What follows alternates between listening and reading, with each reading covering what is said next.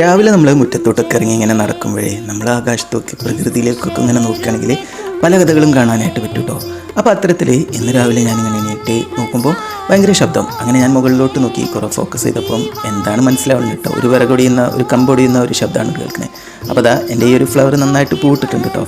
അത് കഴിഞ്ഞിട്ട് ഞാൻ മുറ്റത്ത് കുറച്ച് ഈ ഒരു സൈഡിലോട്ട് വന്നപ്പോൾ ആളെ മനസ്സിലായി, കാക്കകളാട്ടോ.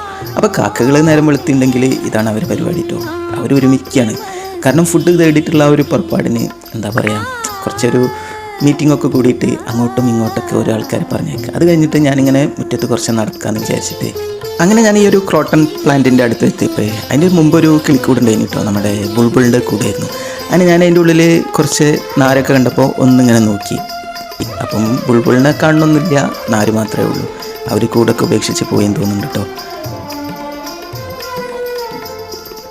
രാവിലെ നമ്മളിങ്ങനെ ഇതുപോലെ മുറ്റത്തൊക്കെ ഇറങ്ങി നടന്ന് ഇതുപോലെ കാഴ്ചകളൊക്കെ കാണുമ്പോഴേ ഭയങ്കര രസമാട്ടോ.